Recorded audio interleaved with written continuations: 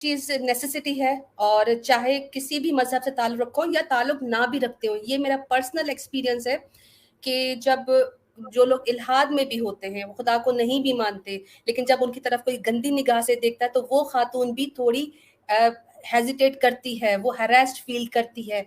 तो ये जो कॉन्सेप्ट है हिजाब का, अल्हम्दुलिल्लाह सिर्फ इस्लाम में नहीं है, इस चीज़ की ज़रूरत तमाम जितने भी रिलीजन्स हैं उन्होंने महसूस की और उन्होंने अपने फॉलोअर्स को इस चीज़ का फोकस किया। मैं चंद मिसालें दूंगी, और ज़ाहिर में भी ये कॉन्सेप्ट पाया जाता है हिजाब का, कर्टन का, अपने आप को छुपाने का, और उसके डिफरेंट मीन्स भी हो सकते हैं। क्रिश्चियनिटी, हिंदुइज्म एंड जुडाइज्म, इस वक्त मैंने मोस्टली इन्हीं को लिया। क्रिश्चियनिटी एंड जुडाइज्म आपस में ओल्ड टेस्टामेंट की वजह से मिक्स हैं, तो इसलिए इजी रह गया। हिंदुइज्म को भी मैंने आज के टॉपिक में इंक्लूड किया है, और कॉन्सेप्ट ऑफ हिजाब इन अदर रिलीजन्स आज हम करेंगे। क्रिश्चियनिटी में एक कॉन्सेप्ट जो हिजाब का है, फर्स्ट कॉरिंथियंस है 11 चैप्टर 11 वर्स 5 to 6 है कि but every woman who prays for prophesies with her hand uncovered dishonours her head, अपने सर की बेहुरमती करती है अगर वो ऐसे इबादत करती है जैसे वो सर को कवर ना करे। It is the same as having her head shaved, यानी कि वो ऐसा ही है जैसे उसने अपना सर मुंडवा लिया हो। यानी जो क्रिश्चियन औरतें अपना सर कवर करके इबादत नहीं करती हैं चर्चेज में, उनके लिए ऐसा ही है जैसे वो बिना बालों की हैं, यानी कि गंजी हैं। For if a woman does not cover her head she might as well her hair cut off. जो औरत अपना सर नहीं ढकती है, नहीं छुपाती है, उसको चाहिए कि वो अपने बाल ही खत्म कर दे, मुंडवा दे।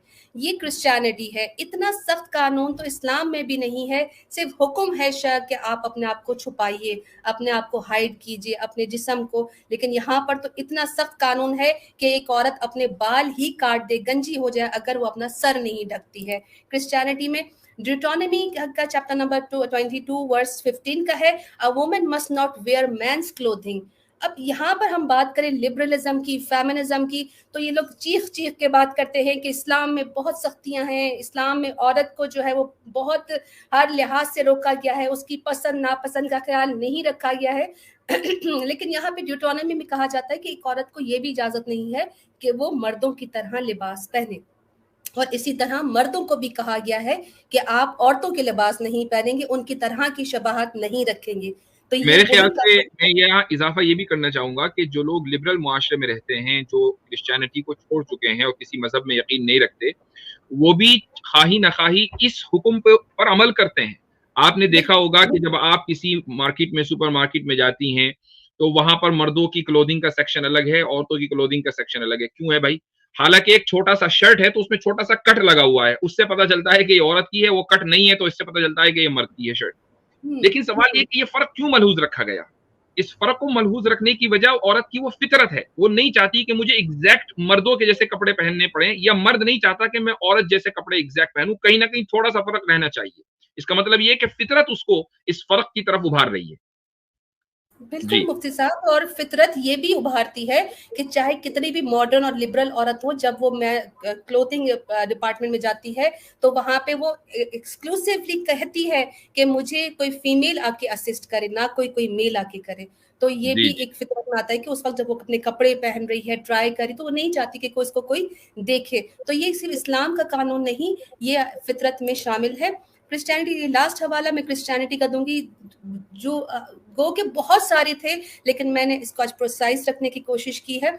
इसमें साफ क्लियर कमांडमेंट है कि your beauty should not come from outward in the adornment, just as elaborate hair styles and the wearing of gold jewellery. तुम्हारी जाहिरी जो खूबसूरती है वो तुमने बाहर जाहिर नहीं करनी है, तुमने अपने हेयर स्टाइल से, गोल्ड ज्वेलरी से, फाइन क्लोथ से नहीं उसको अडॉर्न करना, नहीं उसको आउटवर्ड करना। Rather it should be that of your inner self. अपनी अपनी इनर जात के लिए, अपने नफ्स के लिए करो, किसी को दिखाने के लिए निमत करो। For this is the way the Holi women of the past whom put their hope in God used to adorn themselves. They submitted themselves to their own husband.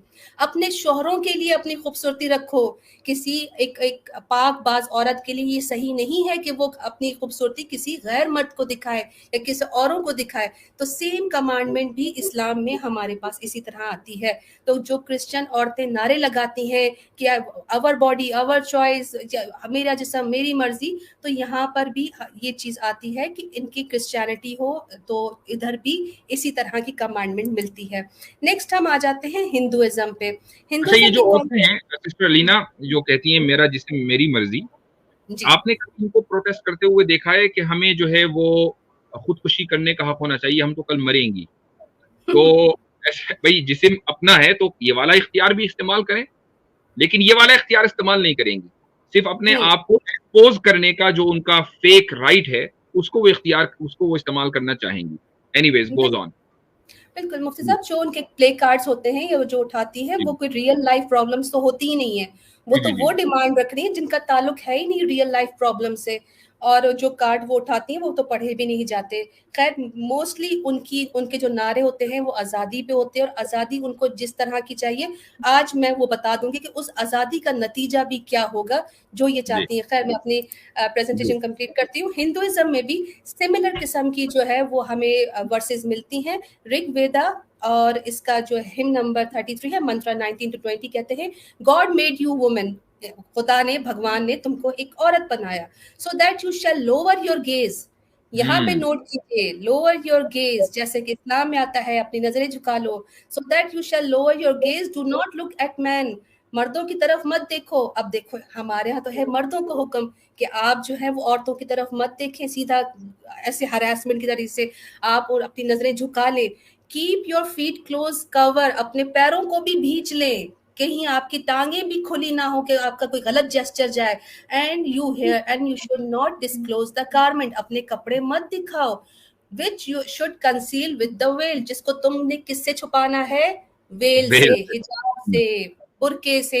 तुम्हारे अंदर के कपड़े, जिस तरह आज मुसलमान औरत अपने कपड़े पहनती है, उसके ऊपर वो बुरका पहनती है, वो अबाया पहनती है, अपने असल जो उसने से कपड़े पहने होते हैं, जो उसने अपने शौहर के लिए पहने होते हैं, अपने बच्चों के लिए पहने होते हैं, वो भी किसको, बुरके से छुपाती है। इसी तरह की सेम कमांडमेंट आपको हिंदुइज्म में मिलती है कि कपड़े तक भी छुपाने हैं, किससे, बुरके से, वेल से, नकाब से। खैर आगे चलते हैं। हिंदुइज्म में गरुड़ पुराण की एक वर्स है, the father protects her in childhood. एक औरत की बात हो रही है, हमारे यहाँ कहा जाता है औरत को सप्रेस करके रखते हैं, मर्द का यहाँ पे हुक्म चलता है, और औरत को जो है वो ढक के रखा जाता है, छुपा के रखा जाता है, घर से बाहर नहीं निकल सकती। सेम तरह की हिजाब, ये हिजाब ही है ना, छुपाना है अपनी कीमती चीज को, भेड़ियों से, मक्खियों से, गन से बचाना है। इसी तरह का जो एक हमें अल्लाह सुब्हान तआला ने एक प्रोटेक्शन दी है मर्द हजरात की, हमारे भाई की सूरत में, बाप की सूरत में, शोहर की सूरत में, वो कितनी हमें सिक्योर करती है एक मुसलमान औरत जानती है।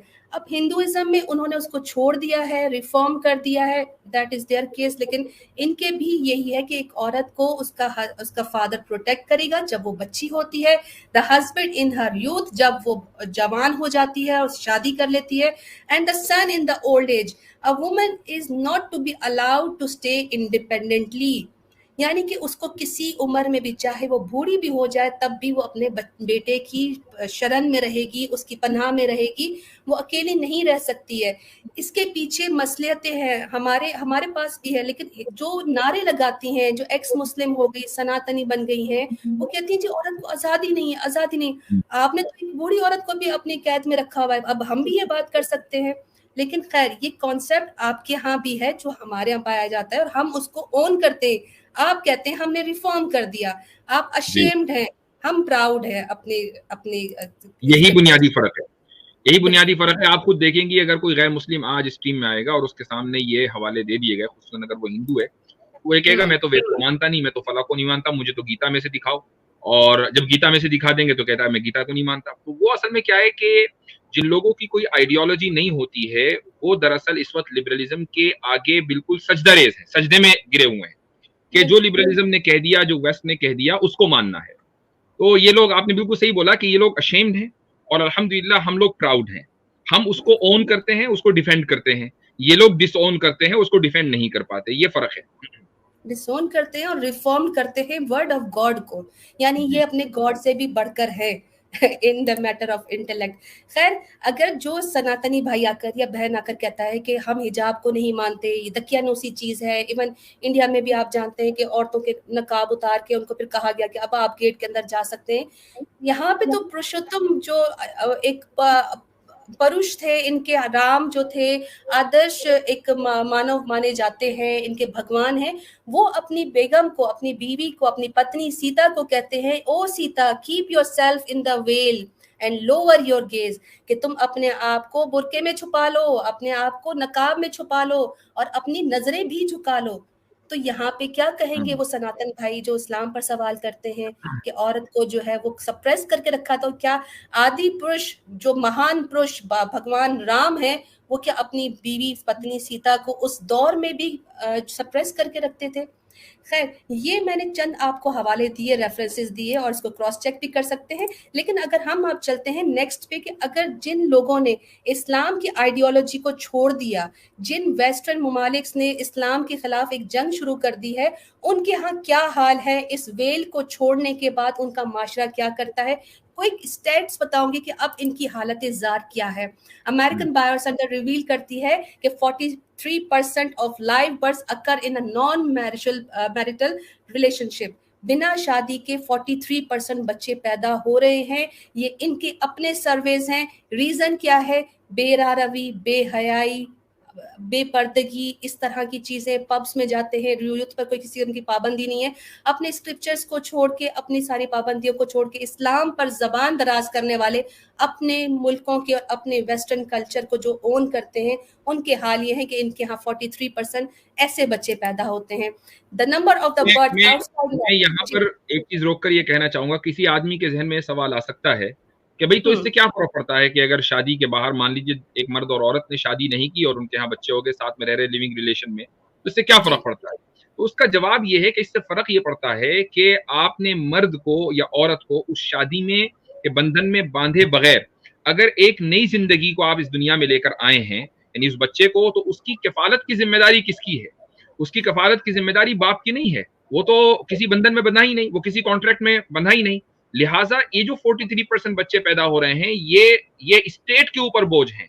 ये फैमिलीज इनको नर्चर नहीं करेंगे, स्टेट के ऊपर रिस्पॉन्सिबिलिटी है। और ऐसी तादाद अमेरिका, यूरोप वगैरह के अंदर आप देखेंगे कि कम उम्र माए हैं कि जो इन हरकतों की वजह से कम उम्री में मां बन जाती हैं, और फिर उसके बाद उनकी ना तो तालीम हुई है, तो स्टेट की तरफ से उनको वजीफे मिलते हैं और स्टेट के ऊपर बोझ आता है नेसेसरीली। जी बिल्कुल। और मुफ्ती साहब, ये देखें, लोगों के हक हलाल के पैसों से वो बच्चे पल रहे जिनको उनके माँ बाप पालना भी नहीं चाहते।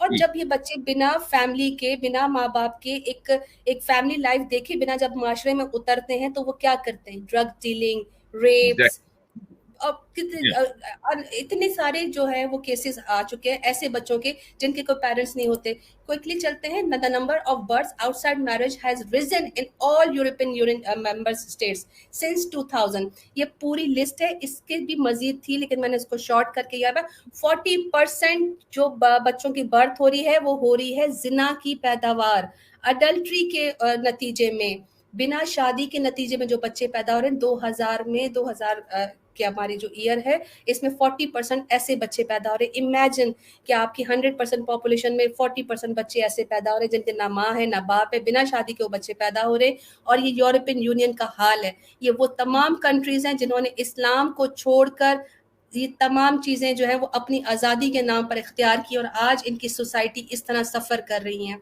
नेक्स्ट चलते हैं। यहाँ पर है कि in USA non marital births are increasingly likely to occur within the cohabiting union, rising from 41% recent births in 2002 और वो 58% पर बढ़ गया है। 41 से लेके ये 58% में जो है वो यूएसए में बिना शादी के बच्चा पैदा हो रहा है। रीजन सिर्फ यही, बेहयाई। और बेहयाई का नतीजा क्या होता है? पहले बेपर्दगी होती है और फिर बेहयाई होती है, पहले नजर पड़ती है और फिर गलत काम होता है। नेक्स्ट चलते हैं यहाँ पे। अब ये सारे एक मैंने दिया कि बच्चे इस तरह पैदा हो रहे हैं। अब डाइवोर्सेस, किसी ने किसी की बीवी को देख लिया, किसी ने किसी की बच्ची को देख लिया, किसी ने कोई पसंद आ गई, क्यों? क्योंकि बेपर्दगी है, कहीं पर भी नजर चली आती है, उसने उसको पसंद कर लिया। डाइवोर्स केसेस इंटायर ग्लोब में इतने बढ़ गए हैं कि अब यहाँ पर ये जो लिस्ट मैंने दी है ये हाफ है, ये डबल पे थी और ये इंक्रीज हो रही है। कहते हैं कि ऑलमोस्ट 42.8% मैरिजेस ऐसी हैं जहां पर 100% में से डाइवोर्सेस हो रही हैं। डेली के हिसाब से केसेस बढ़ रहे। Abortion rates in 2014 a majority of patients were in their 20s। 20 साल के बच्चे 2014 में अबॉर्शन करवा रहे, 34% रेट है। List goes on. 18 to 19 year वाले बच्चे 8% है, 15 to 7 वाले 3% है।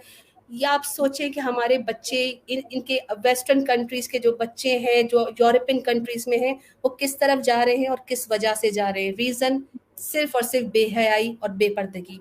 Rape cases according to al Qabas newspaper in Britain 9 out of 12 girls, 12 बच्चियों में से 9 लड़कियां ऐसी होती हैं जो कि 20 साल की उम्र में होती हैं और उनको सब्जेक्ट बनाया जाता है, उनके साथ रेप होता है और किडनैपिंग होती है। कितना खतरनाक रेशो है। 12 बच्चियां बाहर निकलेंगी, 9 रेप होकर बाहर अंदर आएंगी। अस्तगफिरुल्लाह। किस तरह का इनका कंट्री हो गया। In Italy and Mexico women fears to go outside because of kidnapping and rape. ये इनके कंट्रीज हैं। अब ये आ जाइए यहाँ पर। Here are the 10 countries with the highest rape rates। इसमें आपको कहीं पर भी इस्लामिक कंट्री नहीं मिलेगी। और रीजन क्या है? सबसे ऊपर जो कंट्री है वो है बॉट्सवाना, Yes, जहां 92.93% रेप रेट है। और जी इत्तेफाक इस लिबरलिज्म मुकम्मल फोर्स के साथ अगर कहीं है तो बॉट्सवाना में है। यानी सबसे ज्यादा लिबरल राइट्स पूरी दुनिया में अगर कहीं है, यूरोप में भी नहीं है, अमेरिका में भी नहीं है, बॉट्सवाना में है। तो देखें, जहां लिबरलिज्म सबसे ज्यादा है वहां रेप का रेशियो भी सबसे ज्यादा है। बिल्कुल लिबरलिज्म है ना, आजादी है। अब जी आजादी जी है जी। तो जंगल का कानून है और जंगल के कानून में जिसके हाथ तक जो बकरी आ जाए और जो शेर चढ़ बन जाए। तो ये इनके कंट्रीज हैं, ये इनका इनका जो चाहते हैं आजादी, जो हमारे मुल्क में भी ये नारे लगवा रहे हैं मेरा जिस्म मेरी मर्जी, ये हम होने नहीं देंगे। क्योंकि हमारे यहाँ इस्लाम है, हमारे यहाँ वो बहनें मौजूद हैं जो इस्लाम को हिजाब को ओन करती हैं। और अल्हम्दुलिल्लाह ये लिस्ट 10% जो 10 है, ये इवन मैंने 20 तक भी देखा, यहाँ पर भी 20 तक भी इस्लामिक कंट्री कोई भी नहीं आता। सिर्फ और सिर्फ वो कंट्रीज आ रहे हैं जो नॉन इस्लामिक है। यहाँ पे आ जाएगी 10 the Islamic hijab is among the most prominent terms used by the divine authority Allah सुब्हानहू व तआला to protect us women from this vicious people. हम लोगों को प्रोटेक्ट करने के लिए सुब्हान तआला ने हिजाब दिया है, एक क्लीन ह्यूमन सोसाइटी बनाने के लिए। अगर ये अल्लाह सुब्हान तआला ना देते तो जो आज हाल बाकी मुल्कों को हो रहा है वो वहाँ पर भी होता जहाँ पे मुस्लिम मेजॉरिटी होती। लेकिन अल्हम्दुलिल्लाह हम अपने कुरान को, हम अल्लाह सुब्हान तआला के अहकामात को मानने वाली कौम है। Otherwise divorce, prostitution, alcohol, drug addiction, ये सब इसी तरह फैल जाती। ये सब मैंने आपको स्टैट्स दिखाए उन सोसाइटी के जिन्होंने इस्लाम छोड़ा और अपनी आइडियोलॉजी को एक्सेप्ट किया। Turn to Allah in repentance all of you, O you believers, that you might succeed. अल्लाह की तरफ लौट जाओ, अल्लाह की तरफ लौट जाओ।